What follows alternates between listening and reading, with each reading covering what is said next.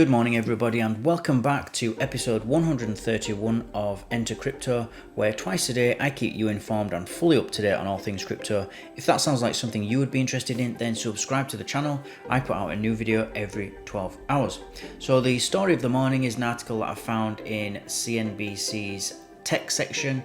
It's titled "Premier League Signs Deal with NFT-Based Fantasy Soccer Game Despite the Crypto Downturn." Now this article is written by Ryan Brown, and for anyone who's not British or is not familiar with football or soccer in the UK, the Premier League is like the top league for all, where all the top professionals play in the UK. So let's jump in and we'll comment after as usual. Sorare, the $4.3 billion fantasy soccer game, has signed a multi-year deal with the Premier League that will see the world's top soccer league licensed official player cards. Players of the game will be able to purchase and use official Premier League licensed NFTs under the exclusive multi-year agreement. Paris-based startup Sorare, which has 3 million users worldwide, lets people compete in fantasy soccer games of 5-a-side. The chances of success are based on the real-time performance of players on the pitch. Sorare said it's also launching 2 new features in the game. These include the ability to compete with league-specific player cards and a financial fair play feature that prevents users from selecting all-star teams. Sorare was first rumoured to be in talks with the Premier League, the top tier of England's men's soccer leagues, about a licensing agreement in October 2022. Sorare CEO Nicholas Julia said things took longer to wrap up than anticipated, as the Premier League had an existing NFT licensing deal with another firm. Sky News reported earlier that the deal was worth £30 million. Julia declined to share specifics on the financial terms and the length of the deal. The news comes despite a sharp slump in NFT trading activity. Values of NFTs, or non-fungible tokens, have plummeted amid a downturn in crypto prices known as the crypto winter, exacerbated in recent months by the bankruptcy of major exchange FTX. According to data site CryptoSlam, the average selling price of an NFT in December 2022 was $143, down 63% from $383 in December 2021. Trading volumes are also down significantly. Overall NFT sales plunged 78% in December to $678 million from $3.1 billion a year ago. Julia said Sorare has trended very differently from the rest of the space. Total exchanges of cards on the platform amounted to $500 million last year, almost doubling from $270 million in 2021. Still, the company has noticed a shift in usage, with players more inclined to use its free-to-play mode, where they don't have to compete with paid for cards.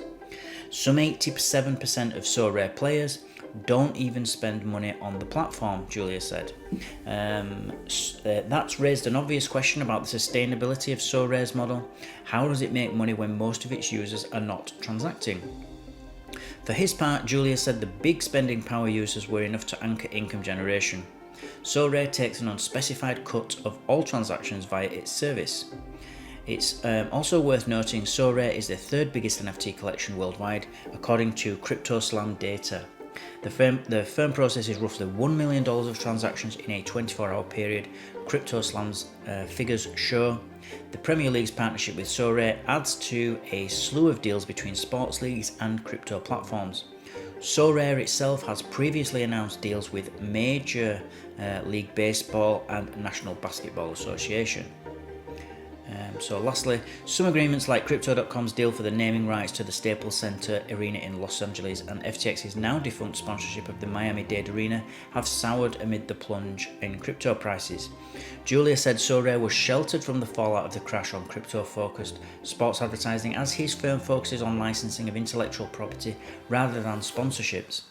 The French startup was last valued by investors at $4.3 billion in September 2021. Sorare is backed by top names including Japan's SoftBank and venture capital firms Accel and Benchmark. It also counts sports stars Lionel Messi, Serena Williams and Kylian Mbappe as shareholders.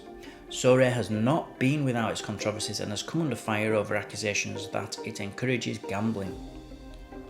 The UK Gambling Commission is investigating the firm to establish whether sorare.com requires an operating license or whether the services it provides do not constitute gambling. Julius said he was unable to provide an update yet on the process of the UK inquiry. In November, the startup committed to making some changes to its platform after action taken by the French National Gambling Authority. Those included strengthening the free-to-play elements of the game. The company is required to enforce these measures by the March 31st. So that's the article. Now, I think the important takeaway for this is we're starting to see where NFTs have utility. Now, I know you can argue that playing a game is not really it doesn't have much utility. Doesn't offer much value, but people do enjoy playing games, and there is money involved. There's billions in the gaming industry being moved around and being it's a really huge industry, and NFTs are basically tokens that can be traded and swapped and gifted in games. And this is a perfect example where each player represents an NFT. Each NFT represents a player in a football game or in a soccer game, and you can trade those NFTs just like you would trade NFT art or something like that, like you do on OpenSea.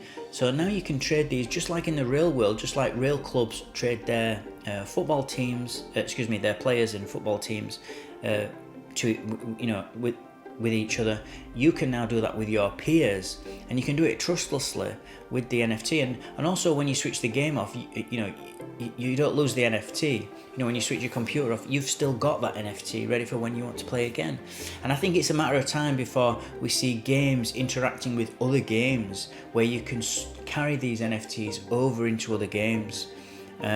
Or this NFT, for example, if you have this NFT and you've had it for so long, maybe the game gives you a gift. Maybe the game gives you another NFT of where, I don't know, maybe your team gets to wear a special colour, or if it's some sort of war game, maybe it unlocks new weapons for your, something like that, so you can see how it's starting to take off. And I think NFTs are going to be really big in gaming, and we started to see it last year, but ideas about this, but now there's actual games and actual licensing agreements coming into play. Now, if you're not from the UK, you may not have heard of the Premier League, but if you are, almost everybody knows what the Premier League is in the UK. So they are a big player, and there's a lot of money in football, well, especially in the UK anyway, and Europe as a whole, actually. So it's really interesting to see where these go and where NFTs take us, because they can be used for literally anything where there's a contract involved. So very interesting. Now, that's what I've got for you this morning. Thank you everybody for watching and listening. Remember everybody to please subscribe to my channel, join my team, and I'll keep you updated on all things crypto every 12 hours.